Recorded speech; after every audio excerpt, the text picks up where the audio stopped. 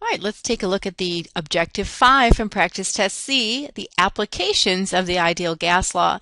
This entire series of questions either will ask us to solve for density of a gas at non-standard conditions or to solve for the molar mass of a gas at non-standard conditions.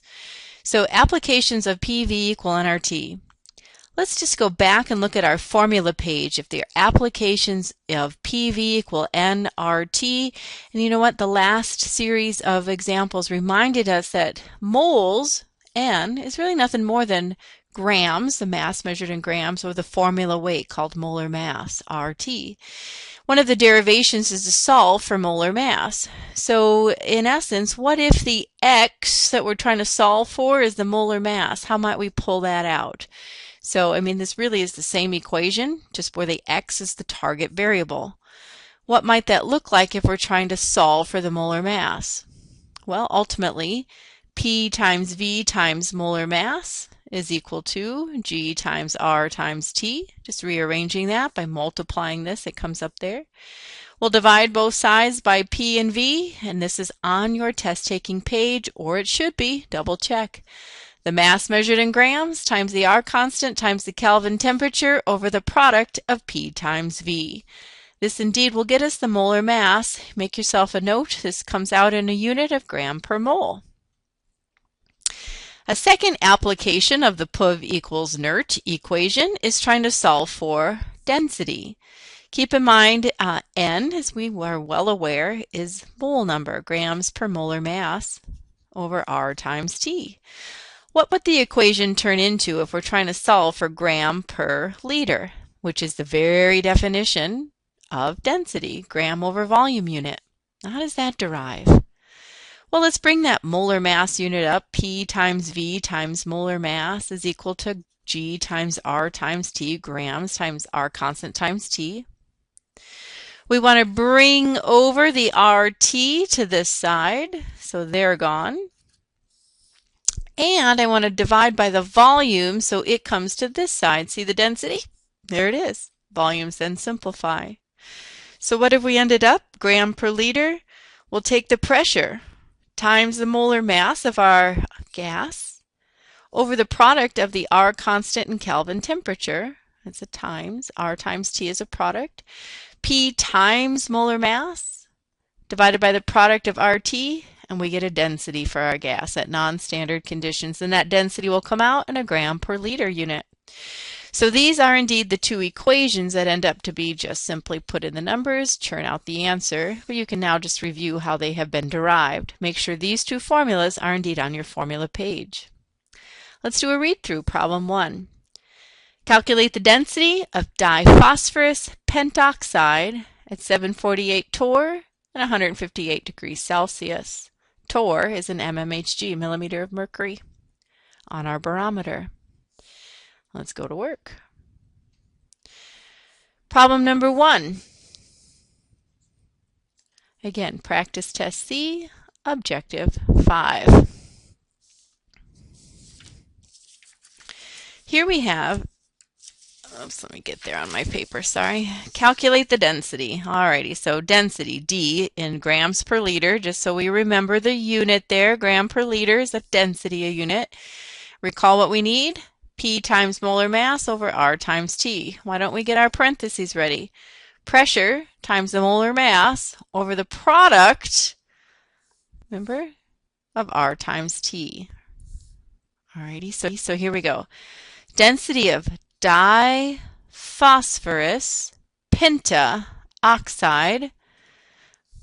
Alrighty, so here we have pressure, 748 torr, 158 Kelvin units. So, all right, 158 into Kelvin units. 11, here are my 1, 6, and 7 is 13, 3, 4, 431 Kelvin. R has to match the pressure unit, 62.4. See, I'm just making it a product, R times T. We have our pressure unit. What I have to do, a little simple calculation, got to find the formula weight of P2O5. Phosphorus weighs 31, but there's 2 of them. Oxygen weighs 16, but there's 5 of them. Let's sum the formula weight of P2O5. So 31 times 2 added to 16 times 5. The molar mass is 142 grams. P2O5 added together. So let's hit 748 times 142 divided by the product. So make sure you're using a parenthesis. 62.4 times 431 Kelvin units, close parenthesis. Density of this gas at these conditions, 3.949. So let's do 3.95 G over L for diphosphorus pentaoxide. Number, unit, label. A+ answer. Onward we go, calculating a molar mass. Here's the density. -40 is the temperature, 745 torr units for pressure. Well, let's see, we want to target the molar mass. So here's my formula, just off your formula page. GRT over P times V, Gert over PUV. Let's find that molar mass. Molar mass is grams times R times T over the product of P and V. Here's what we're given. Calculate the molar mass. So there's my target. It's a density of 12.135 gram per liter. You know what? That just actually gave us two values. There is exactly 12.135 grams in every 1 liter. That's what this means, isn't it? How many grams for every 1 liter? So it's given me a V and it's given me a G, gram per liter. There is 12.135 grams. There's my G. Here's my R. There's my T over the product of P times V. Well, the V is 1 liter, gram per liter. Temperature was -40. So that's 233 Kelvin units. Right? Where does that go? Temperature. See it up here? Temperature. So we'll put it right here in this parenthesis. 431 Kelvin units. Oh, wrong number, 233. Good thing I can erase. 233 Kelvin units. What was the pressure unit? 745 torr. So here's the R, 62.5. GRT over the product of P times V, where the density provided us with two values, the grams in every 1 liter. Now hit with me, make sure I don't make a calculator mistake. I'm good at those. 12.135 times 62.5. Isn't that 62.4? Oh, Linda, that's a moment I can fix before I put my final answer there. 12.135 times 62.4 times 233 Kelvin units. And then I'm going to divide, parenthesis, 745 times 1. And what do we find? 226.66, I'll do 0.7 gram per mole, the molar mass of our gas. Can't label it. It wasn't given to us in terms of identity. GRT times P over V gives us the molar mass of our gas, 226.7 grams in every 1 mole of the gas. Number 3. We're going to calculate the molar mass of a volatile. It just means it evaporates readily in the Dumas bulb method. We did this lab. Here's our mass, 5.723 grams. Volume of the bulb, 1750 cubic centimeters, same as a milliliter. Cubic centimeters, same as a milli. 789 torr, temperature's 90 Celsius. Let's find the molar mass of our unknown gas. Go to work with our formula. Molar, oops, that's a lot of M there. Molar mass of our gas. G times R times T over the product of P and V. Let's plug it in. The mass was 5.723 grams. There's the G. The R constant, the T in Kelvin over the product of P and V. So let's keep reading. Volume 1750 cubic centimeters, cc or cubic centimeters, is the same as a mil, so I need to put that in actually as 1.75 liters. Alrighty, so change that cubic centimeter. In my head, it's same as a milliliter, and then divide by 1,000. And that's the volume unit, isn't it? And that volume unit goes down here in this spot, 1.75 liters. 789 torr, so there's my P. As soon as I wrote torr, I also know the gas constant, R, has to match. Temperature of 90, 363 Kelvin units. We have our mass times the constant times the Kelvin temperature, divide by the product of P and V. Let's hit that. 5.723.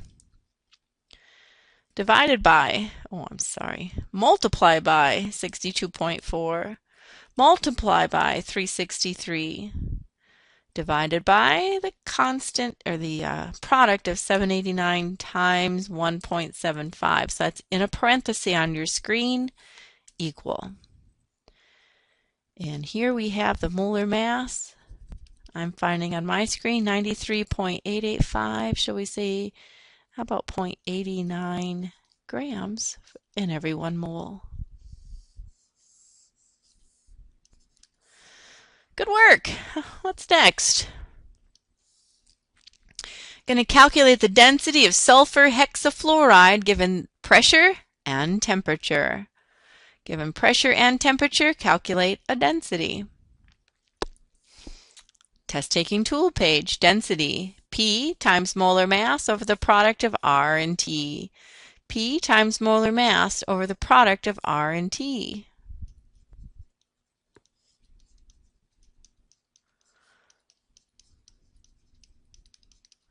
Plug the numbers in as we read them.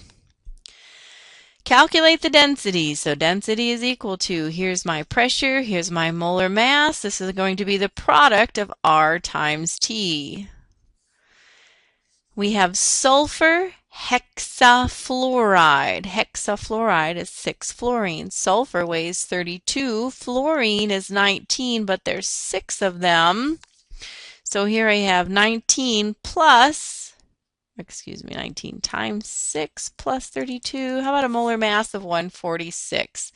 I'll double check my math. 19. Yeah, I got the same thing twice. So molar mass there, 146 grams sulfur hexafluoride. It says we have 50 grams. Oh, that's problem 5. 1.431 atmospheres. So that's this guy. There's the pressure, which gives me the R constant to match is 0.821. And 40 Celsius, 311, 313 Kelvin. Plug them in, churn out the density.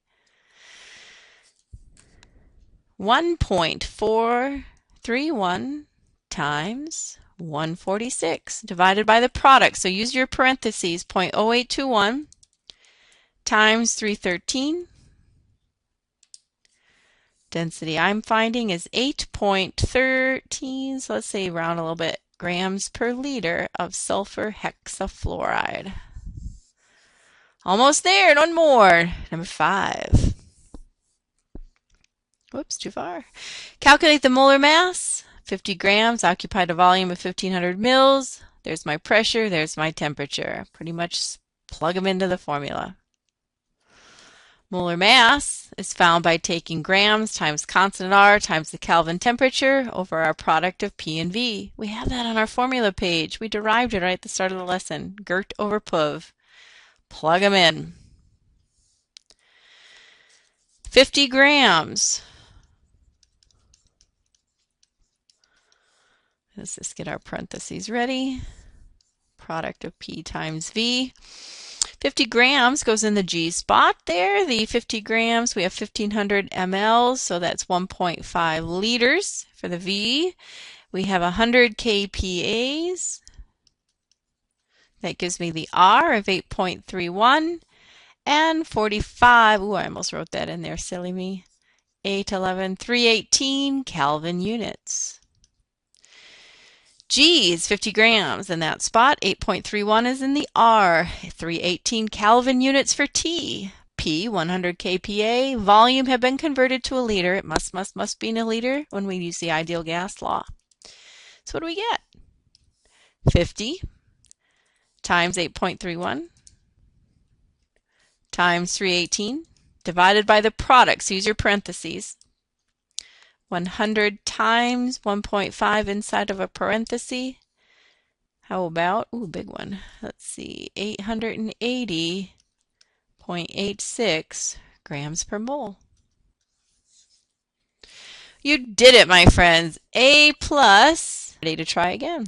Here's a video lesson on Objective 6 from Practice Test B, gas laws and the stoichiometry. Gas laws really is the PUV equal inert equation and then a mole mass problem. So let's take a peek at our first one, Objective 6. It says we're going to react aluminum metal with oxygen gas to form solid aluminum oxide.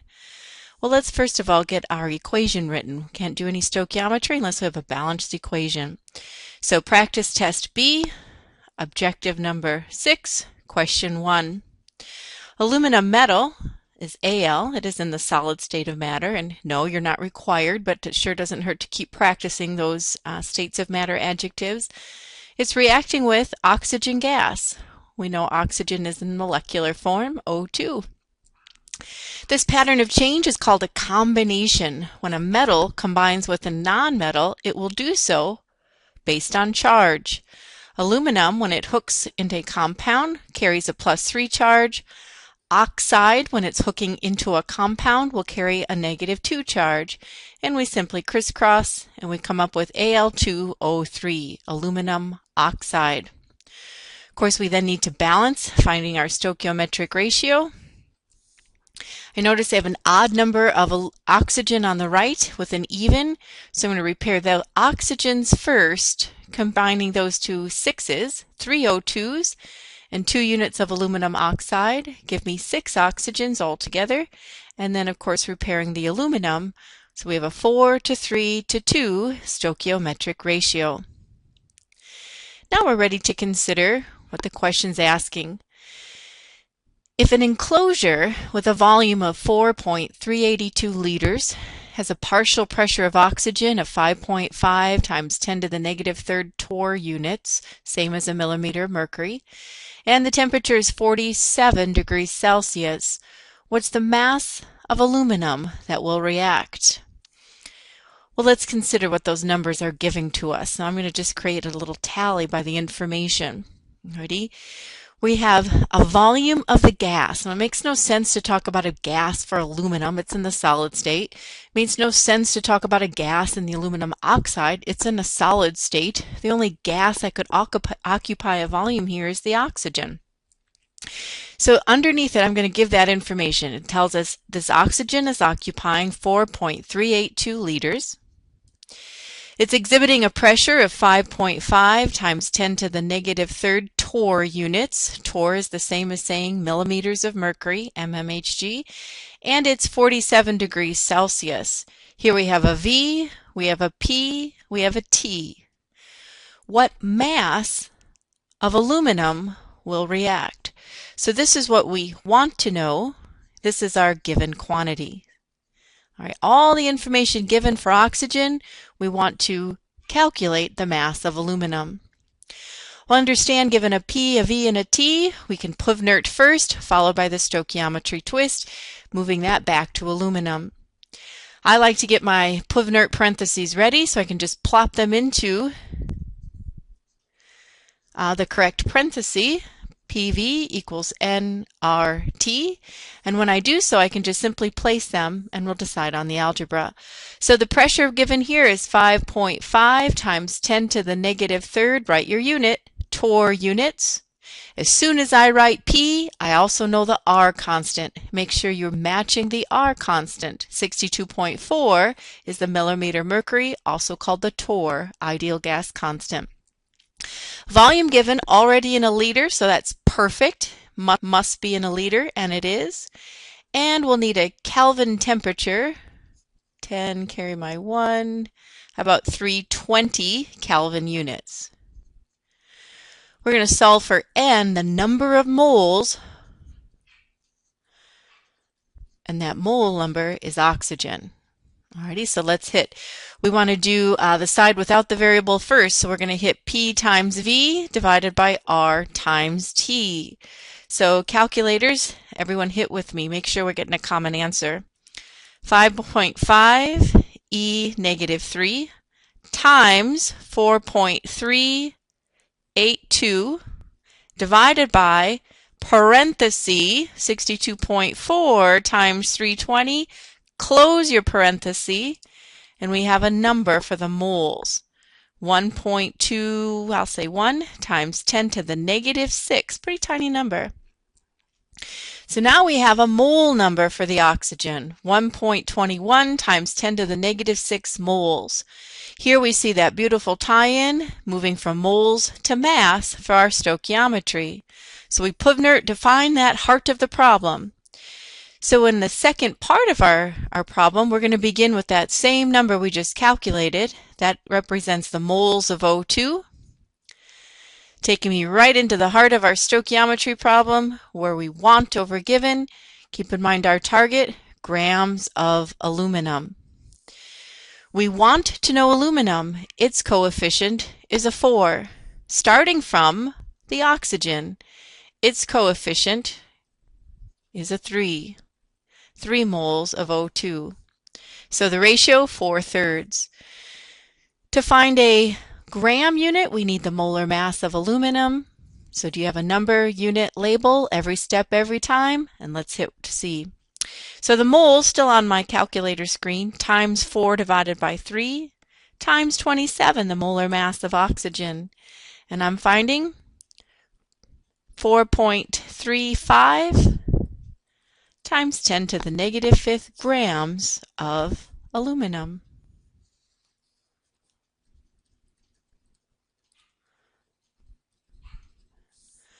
Take a moment, process this, make sure your calculator is matching mine, and when ready, start the video again. We'll go on to the second question. That next question, right along with the same recipe, in the same reaction, how many grams of aluminum oxide form, assuming we only have a 90% yield? So 90% is the efficiency of our reaction. So we have a new target. Let me go back to this recipe up here. Looking at the target here is how many grams of aluminum oxide, how many grams of product for it, keeping in mind we have a 90% efficiency. We're going to make 90% of our theoretical yield. And I still think the best way is to start with this value as our given. We just have a new want. We want to know aluminum oxide.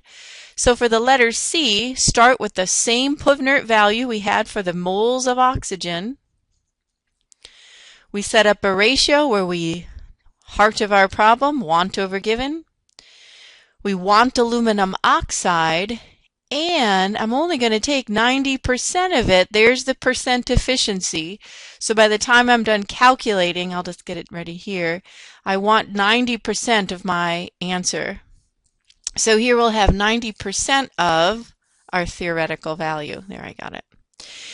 So what do we want? We want to know aluminum oxide. Its coefficient is a 2 from the oxygen. So the heart of our problem, the ratio, 2/3. We see that there are 2 moles of our product, aluminum oxide. For every 3 moles of oxygen consumed, 2/3 is our ratio. I'll need a molar mass of Al2O3. So I'm doing a little margin work here. Aluminum is 27, and there's 2 of those in the formula. Oxygen is 16, and there's 3 of them in the formula. So I'm finding a molar mass here of 102 grams of aluminum oxide in every mole.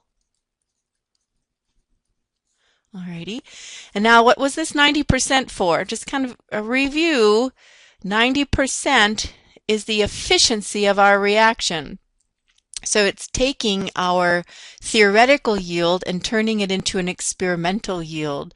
So the percent yield, put in there as a decimal place. So I want only 90% of that calculated answer as my final. So let's hit together. I have 1.21 e negative 6 times 2/3. Whoops, I hit a key error. There, I got it fixed. 1.21 e negative 6 times 2/3 times 102.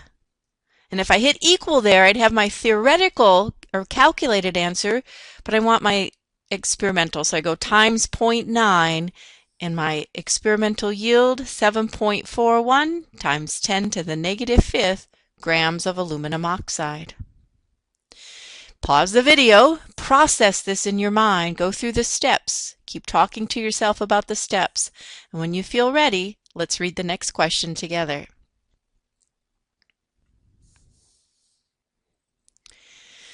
We're going to combust in our second equation, the complete combustion of liquid hexane. Each product is in the gaseous form. So hexane, C6H14.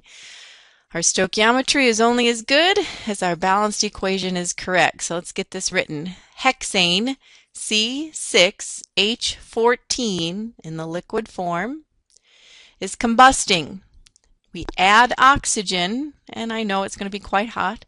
Out comes some carbon dioxide in the gaseous form and some water in the gaseous form. Alrighty, let's work to balance. I always like to do C's, then H's, then O's. See where that lands us. So I start with my carbons, repair those first by placing a 6. I count 14 hydrogens, so I repair that by placing a 7. Then I count my oxygens. We have 6 times 2 is 12, 7 on the water, we get a total of 19.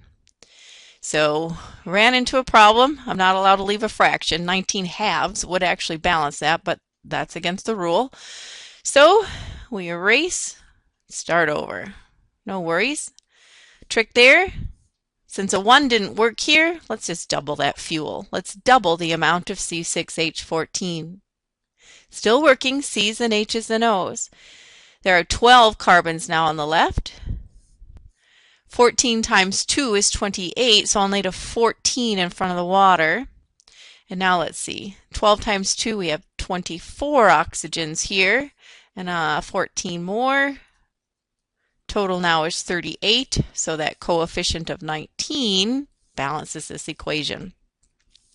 So the old double the odd number trick when that happens. 2, 19, 12 to 14 is our stoichiometric ratio. Now let's read what the problem asks us to solve for. What volume of oxygen gas, measured at 50 degrees Celsius, 1.98 atmospheres, is needed to react with 30 grams of hexane? So let's go back and tabulate what we're given and what we want to know. So tabulating. What is the volume of oxygen gas? So what is the volume? There's my target variable. It's being measured at 50 Celsius, and pressure is 1.98 atmospheres.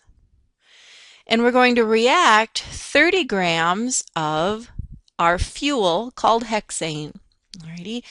So keeping in mind, this is our given, and here is the target. This is what we want to solve for.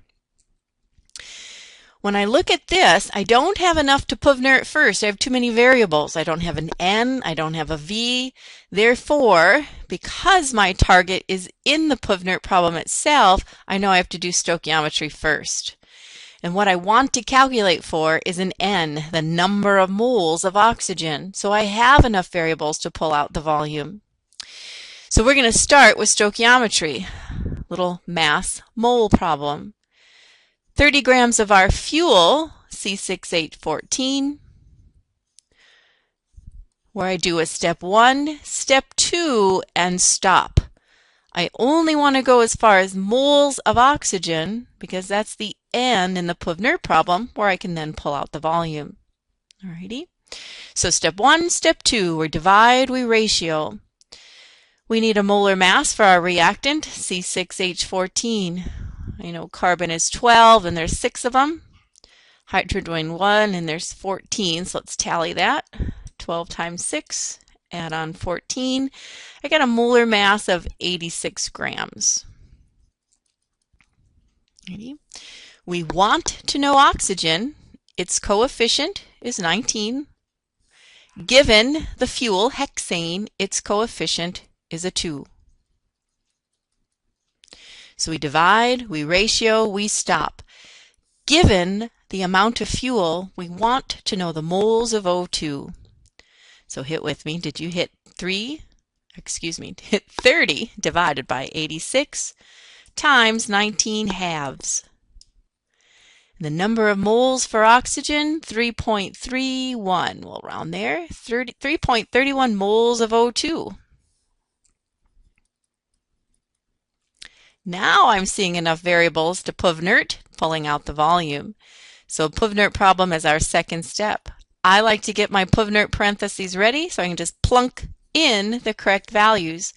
I know PUV equals NERT, and the target variable here is the volume that the oxygen is occupying. So I'll just know that volume is my target variable.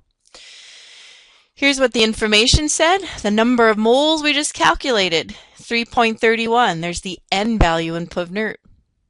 Volume is target, 50 degrees Celsius, 323 Kelvin units, 323 Kelvin. Pressure, 1.98 atmospheres, so therefore I also know the R, 0821. August 21st is a date that I can remember the R constant from, so that's my little trick to remember R, 0821, August 21st, the PUV-NERT constant. What is V? V, I know, will come out in a liter, as they always do. So always calculate the side without the variable first. So NERT, NRT divided by P. So 3.31 still on my calculator screen. I'm sure it's on yours as well. Times the constant, 0821, times the Kelvin temperature, 323, divide by your pressure, 1.98. You get 44.38, I want to say 44.4, somewhere in there, however you round. I'll carry 2 decimals. 44.38 liters big is the size that the volume is occupying.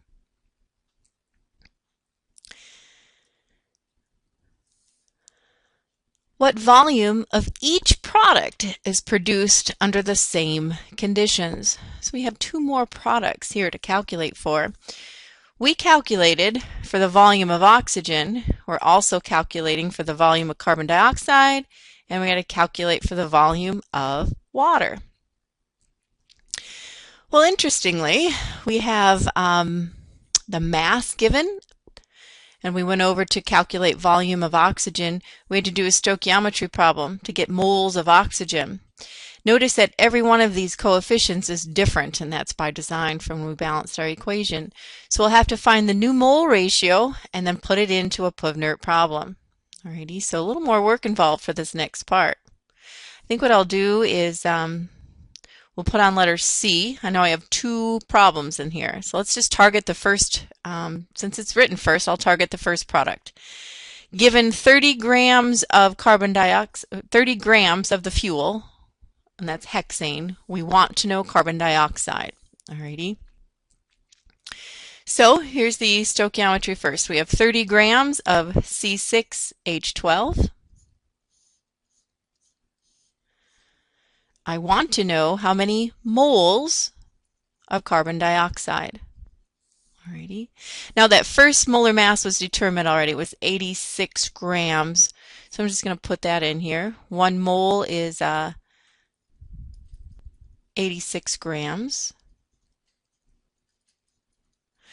And heck, while I'm setting up problems, why don't I get this guy ready as well? I know that I have a second target. I also need to know moles of water. Sorry. And I'm just getting both ready because I can set up my stoichiometric ratios pretty easily once I have those parentheses set up. I keep hitting the page, sorry. So 86 grams is the molar mass of C6H12. Alrighty. Now how about the ratio? Want over given. If carbon dioxide, its coefficient is 12. So we have 12 halves. 12 halves for carbon dioxide. Then I can just kind of see we'll have 14 halves when the target is water. So 12 and then 14. Coefficient in front of carbon dioxide is 12. Coefficient in front of the water is a 14. So I'm just kind of sliding my work back and forth. And this one I know was a 2. And we're just getting the work set up so we can hit out for N, the number of moles. Alrighty, so two separate little problems here, starting with the same amount of fuel. We're going to target for moles of carbon dioxide, and then we'll target for moles of water. So 30, I'll start that journey there on the stoichiometry map. I'm going to divide 30 by 86, multiply it by 12 halves. For this mole value, I'm finding 0.6976, 0.697. Should we just round to 0.70? That might be good enough. Let's start that second problem. 30 divided by 86 again, times 14 halves. I get 2.44. Oh, I better hit that again.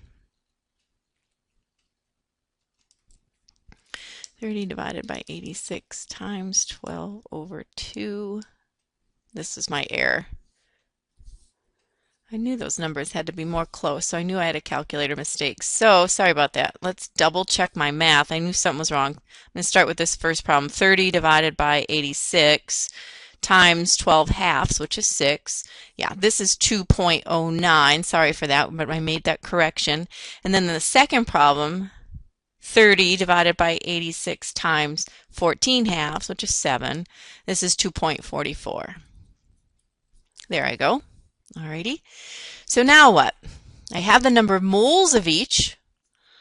Ultimately, I like to get my Puvnert parentheses ready. And I know I'm going to involve two different parentheses here because I have two targets. Alrighty. But a lot of these variables will indeed be the same. Alrighty. So I know Puv equals nert. Alrighty. Here's the number of moles of carbon dioxide, and then my second problem will do for water. So here we had 2.09 moles, and here we had 2.44 moles. We're solving for the volume. Volume will come out in liters. Alrighty. And from up here, these are the same conditions, 1.98 atmospheres.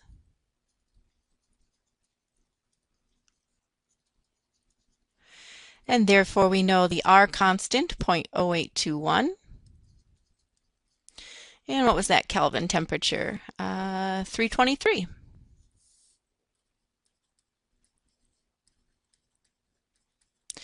So this volume, once we solve for it, will give us volume of carbon dioxide. And this volume, once we solve for it, will give us the volume of the gaseous water. So let's hit. We've got to solve for volume of carbon dioxide, and we've got to solve for volume of water. So two more answers here, and these will come out in liters, as all Puvnert problems do. So starting on the side, I'll do CO2 first, just because it's written first. I have 2.09, start on the side without the variable, times 0.821 times 323, divided by 1.98 atmospheres. 27.99, we'll just leave it, 27.99 liters CO2. Certainly you could round that to 28. And second scenario, 2.44 moles of the water times our constant 0.821 times the constant, or the Kelvin temp, 323, and divide out the pressure, 1.98. How about 32.6, I'll round that 68 liters. And you did it. A++.